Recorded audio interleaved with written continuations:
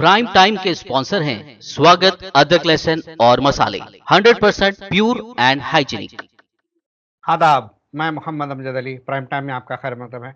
नाज़रीन किराम, आज़ाद हिंदुस्तान में पहले तो मुख्तलिफ मुसलमान हुक्मरानों की तारीफ़ की जाती थी और चंद एक को टारगेट बनाया जाता था कि ये जो है अच्छे मुसलमान नहीं थे, इन्होंने खून खराबा किया, इन्होंने देश में जो है इस्लाम फैलाने की कोशिश की वगैरह वगैरह। अब ये सूरत हाल है कि तकरीबन हर मुस्लिम बादशाह को निशाना बनाया जा रहा है। उसी में एक आता है नाम साउथ इंडिया के मैसूर के मशहूर महाराजा और शेर मैसूर कहलाने वाले टीपू सुल्तान रहमतुल्लाह अलैह। टीपू सुल्तान रहमतुल्लाह अलैह के ताल्लुक़ से लोग जो कह रहे हैं वो किस हद तक सादिक़ आते हैं या फिर इनका जो भी कहना है या सरासर झूठ है, इस ताल्लुक़ से हम गुफ्तगू करने की कोशिश करेंगे जनाब सैयद इनाम उर रहमान गयूर साहब के साथ, जो कि एक बेहतरीन तज्ज़िया निगार हैं और एक काबिल तरीन सीनियर सहाफ़ी हैं। गयूर साहब, आपका बीबीएन चैनल पर खैर मकदम है। आदिश साहब की बुलाने का शुक्रिया। आपके नाज़रीन को मेरा आदाब। गयूर साहब, आप सबसे पहले टीपू सुल्तान की शख्सियत के ताल्लुक़ से ज़रा मुख्तसरन तारुफ़ दीजिए। देखिए, टीपू सुल्तान की शख्सियत को पूरी तरह से समझने के लिए सबसे पहले तो एक बुनियादी बात आम तालिब इल्म के लिए मैं ये कहूँगा कि वो भगवान एस गिडवानी की किताब the sort of Tipu Sultan पढ़ लें, जिसकी बुनियाद के ऊपर वो फिल्म एक्टर संजय खान ने सीरियल बनाया था कि the sort of Tipu Sultan. जी। लेकिन वो किताब पढ़ने से आपको पता चलेगा कि वो किताब लिखने की चीज का बास जो चीज बनी वो ये थी कि एक फ्रांसीसी आदमी ने पेरिस के एक म्यूजियम के सामने उससे कहा था कि भाई तुमको उन लोगों पे जो है तफ्तीश करनी चाहिए, रिसर्च करनी चाहिए, तहकीक करनी चाहिए, जिन्होंने मुल्क की खातिर जान दी लड़ते हुए। क्योंकि बादशाह लोग बहुत कुछ करते हैं लेकिन मुल्क की खातिर या अपनी सल्तनत की खातिर जान नहीं देते लड़ते हुए। वो उनके फौजी मरते हैं, उनके सालार मरते हैं। लेकिन जब ये बात सुनकर भगवान गिडवानी ने अपनी तफ्तीश, अपनी तहकीक शुरू की तो उनकी आंखें खुली की खुली रह गई कि कैसा कैसा जौहर पारा हमारी तारीख का एक हिस्सा रहा है और जिसके बारे में हमारी मालूमात किस कदर नाकिस है। उस बुनियाद पर उन्होंने वो किताब लिखी और वो किताब लिखने की वजह से मुझ जैसे लोगों को भी टीपू सुल्तान को फिर एक नए सिरे से देखने की प्रेरणा मिली, जिसे कहेंगे हम हमारी जबान में तहरीक हुई मुझ में पैदा, और मैंने वो पढ़ी और उसके बाद बहुत सारी किताबें पढ़ी, जिसमें पढ़ने के लिए बहुत ज्यादा कारामद मेरे लिए जो किताबें रहीं वो थी विशंबर नाथ पांडे जी की किताबें। विशंबर नाथ पांडे जी जो है उड़ीसा के गवर्नर रहे, कांग्रेस के बड़े आदमी थे। एक जमाने में जब वो अंग्रेजों के जमाने में जब वो इलाहाबाद के मेयर थे तो उनके सामने कुछ ऐसी बातें आई थी जो टीपू सुल्तान को एक इंतहाई घिनौनी शक्ल में पेश करती थी। तो उन्होंने इन बातों के ताल्लुक से जानने के लिए कलकत्ता यूनिवर्सिटी के वाइस चांसलर को लिखा और ये कहा कि ये किताबों में ये लिखा हुआ है, कहाँ से मिला आपको ये सब कि उसने इतने हजार लोगों को मारा, ये किया? तो बोले साहब हमको मैसूर से आया था। तो मैसूर में आपको किसने बताया? फिर वहां करस्पॉन्डेंस हुई, मैसूर के आर्काइव्स के लोगों से बातचीत हुई और उन्होंने लिख कर दिया। वो जमाने में आरटीआई नहीं था, मैं 1920 लेट 20s की बात कर रहा हूँ, जब आरटीआई नहीं था तो भी उन्होंने लिख कर दिया कि नहीं, हमारे आर्काइव में कोई ऐसा मवाद नहीं है जो ये बताता है कि टीपू सुल्तान ने खास तौर पर चुनकर सौों हजारों हिंदुओं को मारा हो, ऐसी कोई बात। तो विशंबरनाथ पांडे ने कोशिश करके वाइस चांसलर साहब सर बैनर्जी सील कालेबन नाम था उनका, उनको कहा तो फिर उन्होंने वो उस एरिया के, बल्कि मध्य प्रदेश, राजस्थान, बंगाल, उड़ीसा के सिलेबस में जो किताबें थी वो किताबों को हटवा दिया। उन्होंने खुद हटाया, इन्होंने तो पैसेजेस हटाने की बात।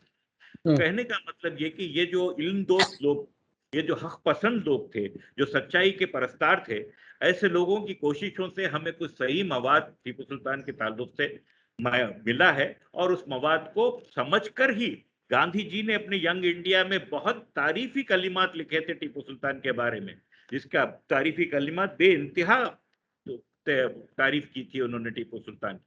और ऐसे बहुत लोग थे, नेहरू जी भी वैसे ही थे, कांग्रेस के बहुत सारे लोग भी वो थे, और सभी टीपू सुल्तान को एक फ्रीडम फाइटर, एक ग्रेट हीरो समझकर उसकी पजीराई करती थी। अब जब पिछले 20 सालों से ये हुआ है कि हुकूमत के इक़दार बदल गए, वैल्यूज बदल गए और उन लोगों का तरीका तारीख को देखने का बदल गया, और उस देखने के तरीके में ये आ गया कि फिरका परस्ती आ गई, कम्युनलिज्म आ गया। तो उसकी वजह से अब तारीख बहुत मस्तशुदा हालत में हम तक पहुंच रही है और हमको चौकन्ने रहना चाहिए उसके ताल्लुक से। जी, ये मुखालिफिन का ये कहना है कि ये जो तारीख पेश की गई, ये एक्चुअली बदली हुई तारीख थी, ये हकीकत नहीं है, ऐसा इनका क्लेम। कैसे कैसे कैसे हो सकता है बताइए? तारीख लिखने वाले बिशंबरनाथ पांडे तो जो है कोई टीपू सुल्तान के बादगुजार थे नहीं कि वो अपनी तहकीक करते और कलकत्ता में वाइस चांसलर को लिखते और मैसूर स्टेट की जो है आर्काइव्स के डायरेक्टर को लिखते। उन्होंने जो तहकीक की और जो तहकीक का मवाद हमको पेश किया, उनका अपना मफाद तो उसके अंदर कुछ था नहीं। एक इंतहाई सूफी मनश यानी क्या कहें, साधु संत किस्म के आदमी थे बिशंबरनाथ पांडे, जो जी। गवर्नर रहे उड़ीसा के और बहुत सारे ओहदों पर रहे, और कट्टर किस्म के ब्राह्मण आदमी थे, अपने अपने मजहब पर चलने वाले आदमी थे। तो अब आज के दौर के हमारे राम पुनियानी साहब है, साधु संत किस्म के आदमी से कुछ कम नहीं है। वो भी अपनी किताबें ढूंढ ढूंढ कर पढ़ पढ़ कर जो है मवाद लेके आते हैं टीपू सुल्तान के ताल्लुक से या और बादशाहों के ताल्लुक से। तो क्या उनको मजबूर किया जा रहा है या किया जा सकता है ऐसा इस उम्र के लोगों को कि वो झूठी बातें कहें? झूठी बातें वो कह रहे हैं जिनको अपनी रोटियां सेकनी थी, अपनी सियासी रोटियां सेकनी थी, अपने कोई और मकासद हासिल करने थे और लोगों ने हासिल किए। तो अगर जो इल्जामात लगते हैं वो बिल्कुल बेबुनियाद हैं, झूठे हैं। जिस कदर कम अरसे में 17 साल का दौरे हुकूमत रहा टीपू सुल्तान का, उस कम अरसे में टीपू सुल्तान ने जितने रिफॉर्म्स लागू किए, वो रिफॉर्म्स की मिसाल मिलना मुश्किल है। टीपू सुल्तान के अहद में, उसके राज में, उसकी सल्तनत में, सल्तनत खुदादाद कहते थे वो अपनी सल्तनत को, और यकीनन कोशिश थी उनकी कि वो उसको खुदादाद सल्तनत बनाए। उसके साथ साथ ये भी था कि मजहबी रवादारी के नाम पर वो इस हद तक आगे जाते थे कि उनका वजीर आजम पूर्णिया नाम का ब्राह्मण था, उनका सिपह सालार कृष्णा राव नाम का जो एक आदमी था, बेइंतहा लोग उनकी फौज में हिंदू थे और बड़े बड़े ओहदों पर भी थे, और किसी तरह से भी कोई फिरका परस्ती का जो है सबूत उन्होंने नहीं दिया। लेकिन रिफॉर्म्स के नाम पर जो उन्होंने किया, सबसे बड़े बड़े काम जो उनके ये थे कि उन्होंने ह्यूमन सैक्रिफाइस को रोका, जो बड़ा आम कदम था उनके जमाने तक भी उनके इलाके में। ह्यूमन सैक्रिफाइस को रोका। जो बच्चे वो हो जाते, गरीब बच्चे जो यतीम हो जाते, खुसूसन बच्चियों को मंदिरों में छोड़ दिया जाता था उनको देवदासी बनाकर, इन्होंने उसको रोका, उस पर पाबंदी लगाई। इन्होंने फकीरों के की जबरदस्त किस्म की तंबीह की, जो नशे की हालत में हशीश भांग वगैरह पी के जो है बड़े मस्त रहने लगे थे और उसकी आदत पड़ी भी थी उनको। इन्होंने जो है और तरह के लोगों को हर तरह की बुरे कामों से रोका, प्रोस्टिट्यूशन को रोका, नशेबाजी को रोका। ये सारे वो काम हैं जिसके अंदर हुकूमत अगर चाहे तो बहुत पैसा बना सकती है इससे। वो सब चीजों को रोक के अपनी आमदनी को कम किया उन्होंने। अब ये कहना कि ये जो है एक मुख्तलिफ किस्म की सोच रखते थे, ये एक्चुअली जो जान दिए नो, ये जान देने की वजह कोई जो है फ्रीडम फाइटिंग नहीं थी अंग्रेज़ों के ख़िलाफ़ जो इन्होंने लड़ाई की, ये अपनी सल्तनत बचाने के लिए लड़े, ऐसा कहते हैं लोग। इसमें कोई बुरी बात तो है नहीं।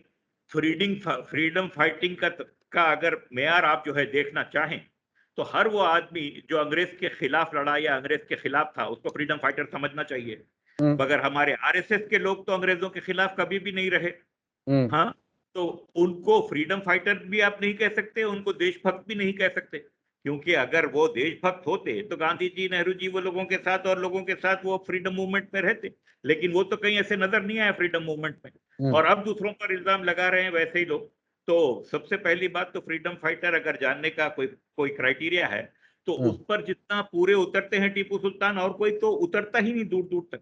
क्योंकि टीपू सुल्तान ने फ्रीडम फाइटिंग की गरज से अमेरिकन इंडिपेंडेंस का जो डिक्लेरेशन था उसका ट्रांसलेशन करा के उसको अपने लिए एक मशले राह के तौर पर यूज किया, और उन्होंने फ्रांसीसियों से अपने वो उसको बढ़ाए, ताल्लुकात को बढ़ाए।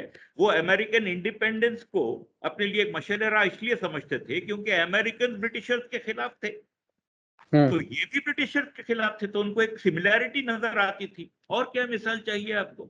और उन्होंने बहुत सारी चीजें ऐसी की, फ्रेंच रेवोल्यूशन को बहुत वो किया, यूरोपियन फिलॉसफी को समझ के वो काउंटर करे। उन्होंने लोक को पढ़ा, रूसो को पढ़ा, वॉल्टेयर को पढ़ा, किस किस को जो है नहीं पढ़ा उन्होंने अर्थशास्त्र पढ़ी, उन्होंने जो है उपनिषद पढ़े, उन्होंने वेदास पढ़ी, ऋग्वेदा को पढ़ा, और जो है दूसरी बहुत सारी चीजों को पढ़ते थे। वो तुर्की जो है वो नज्मों को पढ़ते थे जिसके अंदर जो है हिम्मत हौसले की बातें होती थी। वो फारसी के माहिर थे और जबानों पे माहिर थे, कन्नड़ी और मराठी रवानी से बोलते थे, उर्दू के तो वो थे ही थे, खुद हिंदी में जो है वो करते थे। तो आप अगर उनको किसी तरह से भी फ्रीडम फाइटर नहीं बोलते हैं तो वो और कोई फ्रीडम फाइटर है ही नहीं। और मैं आपको बता दूं कि फ्रीडम फाइटिंग का शुरू का जो मकसद था, कांग्रेस 1885 में जब फॉर्म हुई थी, तो उसका फ्रीडम फाइटिंग मकसद नहीं था। वो अपने शहरियों के लिए, अपनी कौम के लोगों के लिए, हिंदुस्तानियों के लिए और मराहत की बात कर रहे थे।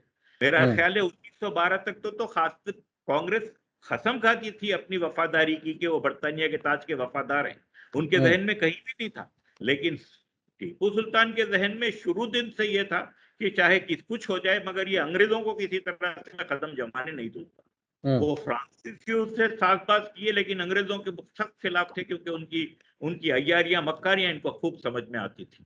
तो ये तो इल्जाम लगाइए मत। ये इल्जाम और लगता है औरंगजेब पे कि बहुत सारे हिंदुओं का कत्लेआम किया।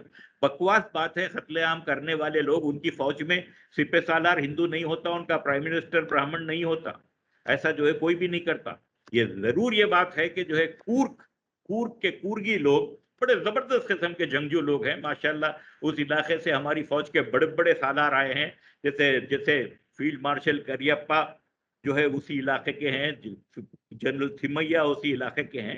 तो ये कूर्गी बेहतरीन लड़ने वाले लोग थे। इनको जो है किसी के तहत दबे हुए रहना पसंद नहीं था। इनको उश्कालते भी बहुत सारे लोग थे। आप समझ सकते हैं कि बरतानवी लोग उनको यकीनन उश्काले होंगे। ये बार बार बगावत करते थे टीपू सुल्तान के साथ। ये बार बार इनको जो है इनको पसपा करना पड़ता था। इनको उनके खिलाफ सख्त कार्रवाइयां की उन्होंने, मगर उसका मतलब ये नहीं था कि वो हिंदू थे इसलिए किया था इन्होंने मैंगलोर के क्रिश्चियंस के साथ भी किया था, जो ब्रिटिशर्स के साथ मिलकर इनके खिलाफ काम कर रहे थे। इन्होंने महदवी लोगों के खिलाफ भी काम किया था। इन्होंने सावनूर, कड़पा, करनूल, यहाँ के नवाब लोगों के खिलाफ भी काम किया था। ये सारी मुस्लिम रियासत थी छोटी छोटी, तो उनके खिलाफ भी जंगें की थी इन्होंने। और अगर इन्होंने मलाबार के पे कब्जा किया, वहां के केरला के बाद इलाकों पे कब्जे किए और वहां पर नई हुकूमत बनाई, तो भाई साहब ये समझने की जरूरत है कि यहाँ का कानून बनने से 100 साल पहले मलाबार की औरतें जो है, खास औरतें जो है, वो बगैर बगैर ऊपरी लिबास पहने फिरने पर मजबूर थी। कानूनन जो है उन पे लाजिम था कि वो बगैर ऊपर का लिबास पहने फिरे, वरना एक बड़ा टैक्स अदा करें। उसको खत्म किया टीपू सुल्तान ने। टीपू सुल्तान ने जो है नशाबंदी कराई, ये मंदिरों के ऊपर रोक लगाई जिसके अंदर ये देवदासी सिस्टम चलता था, और औरतों की तिजारत नहीं होगी, औरतों को गुलाम बना के नहीं रखा जाएगा। ये सारे रिफॉर्म्स लाए।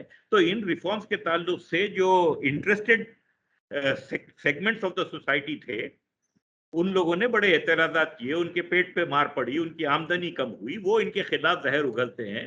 वरना हकीकत ये है कि इंसान दोस्ती की जैसी मिसालें, सुल्तान को तीन तीन बड़ी बड़ी ताकतों से नबरुद आजमा रहना पड़ता था, उसके बावजूद वो सब होते हुए भी वो जो है रिफॉर्म्स के काम करते थे, और अवाम की फलाह और बहबूद उनकी नजर से कभी नहीं चूकी। आपने बिल्कुल शुरुआत में बात कही कि टीपू सुल्तान रहमतुल्लाह अलैह, ऐसा कहने पर बहुत से हमारे लोग भी बहुत नाराज हो जाते हैं कि भाई आप उनको रहमतुल्लाह अलैह क्यों कहते हो। लेकिन मैं आपको एक बात प्रैक्टिकल मिसाल से समझाऊं कि ऐसा कहना ऐन जरूरी है, क्योंकि हैदराबाद में एक बुजुर्ग आया करते थे, बड़े आलिम फाजिल बुजुर्ग थे। हैदराबाद का सारा एलिट तबका उनका जो है, यूं समझ लीजिए मुरीद था, बल्कि उनके एक इशारे का मुंतजर रहता था हर चीज करने के लिए। वो आके दूर शमशाबाद के पास रहा करते थे, किसी पहाड़ी पर, और लोग सुनने वाले समझ जाएंगे। तो वो बुजुर्ग के बारे में ये बोला जाता था कि वो जो है अचानक गायब हो जाते थे। तो पता चलता था कि वो 10-10 दिन जाकर टीपू सुल्तान की मजार के अहाते में रहते थे, और रात में बाकायदगी से आले रसूल सैयद जादे, गौसे पाक के शहजादे, वो टीपू सुल्तान बोला जाता है, बावसूख ईमानदाराना तौर पर किसी ने मुझसे ये बात कही है कि वो मौजूद थे, वो देखते थे, वो बच्चे थे, उनके खिदमत गुजार थे, और वो देखते थे कि टीपू सुल्तान के मजार पे उनकी पायती जो नारे की की जो बिछी हुई रहती थी शतरंजी कारपेट या डोरमैट जिसे कहेंगे आप, उसके ऊपर सोया करते थे। मैं झूठ बोल रहा हूं तो अल्लाह, तो क्या मुकाम था उनका। देखिए बादशाह यूं भी जो है उनके ऊपर बड़े वलियों का साया होता है, बादशाह यूं ही नहीं बन जाते। वो बादशाह वलियों का साया रहने के बावजूद भी भटक जाते हैं, ये एक और बात है। लेकिन रहता जरूर है, मालिक चाहता है कि उन लोगों से कुछ अच्छे काम ले, ये हमारा बिलीफ है। तो जी। टीपू सुल्तान हर एतबार से हिंदुस्तान के एक मायानाज सुपुत्र थे, और जिन्होंने हर हर तरह से एक आला मिसाल कायम की। तो उन्होंने मलाबार की वो नायर औरतों के ऊपर जो पाबंदी थी कि बगैर ब्लाउज के जो है वो बाहर आया करें, उसको उन्होंने हटाया। और बाद में उन्होंने नए जो है वहां के लैंड रिफॉर्म्स किए। वो लैंड रिफॉर्म्स में ऐसा था कि मजदूर तबका और किसान तबका, ये मजदूर तबका हिंदुओं का बिल्कुल बिछड़ा हुआ तबका होता था। किसान तबका जो होता था बहुत आम तौर पे मुसलमानों का होता था। और जमीन जो है, मालिक के जमीन जो है कोई आला खानदान का जो है हिंदू होता था, और उसके ऊपर जो है महाराजा होता था। तो ये बंटवारा जो होता था फसल का, उस बंटवारे में उन लोगों को, ऊपर के लोगों को जो कोई काम नहीं करते थे, बहुत कुछ मिलता था, और मजदूरों को और जो है मेहनत करने वालों को कुछ कम, बहुत कम मिलता था। टीपू सुल्तान ने ये रिफॉर्म्स किए, ये हजम नहीं हुए लोगों। इन रिफॉर्म्स को 100 साल बाद जब जो है ब्रिटिशर्स ने, आला तबके की हमेशा वो एयानत करते थे, उनके साथ मिलजुल कर काम करने की कोशिश करते थे, उन लोगों के ईमा के ऊपर ब्रिटिशर्स ने उसको बदलना चाहा, उसके ऊपर गड़बड़ हुई।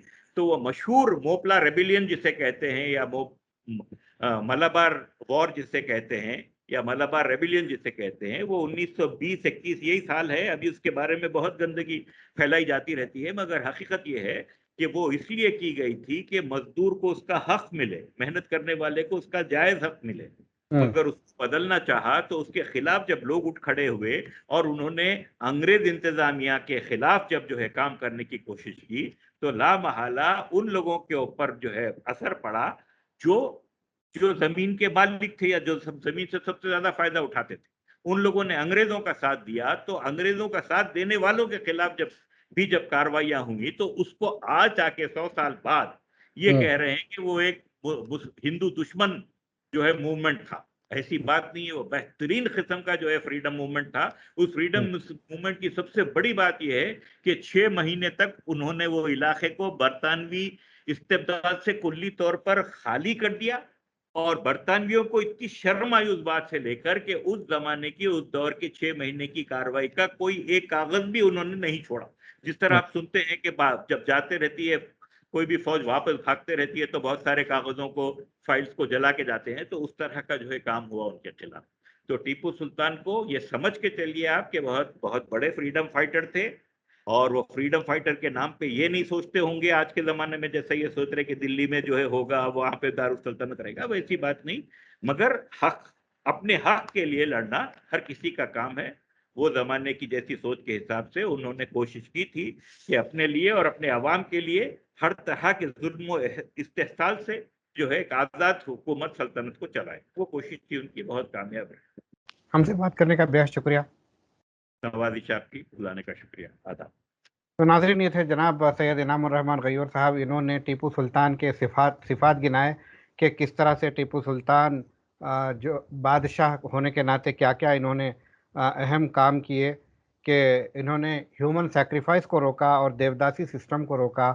और मलाबार में ख़ास तौर पे काबिल ज़िक्र बात है कि टॉपलेस घुमा करती थी औरतें, और उनको ये लाजिम था कि इस तरह से घूमें, तो ये सिस्टम को बर्खास्त करवाया और औरत को इज्जत दिलाई उन्होंने।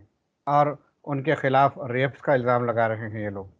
और सबसे बड़ी बात, जो टीपू सुल्तान के बारे में जो लिखा है, वो दो शख्सियात, अहम बड़ी शख्सियात, एक तो भगवान एस गिडवानी, दूसरे बिशंबर नाथ साहब, ये दोनों भी नॉन मुस्लिम्स हैं, और किस तरह से ये हिस्ट्री को तोड़ मरोड़ कर पेश कर सकते हैं। बहरहाल ये सारी जो बातें हैं, सारे इल्ज़ामात जो है टीपू सुल्तान रहमतुल्लाह अलैह के ख़िलाफ़, ये सारी बेबुनियाद हैं। टीपू सुल्तान एक पाक व साफ वली सिफत बादशाह थे, ऐसी मिसाल हिंदुस्तान में नहीं मिल सकती। बहरहाल इंशाअल्लाह इसी तरह के मौजू लेकर आपके खिदमत में हाजिर होते रहेंगे। तब तक के लिए हमें दीजिए इजाज़त। शब बख़ैर।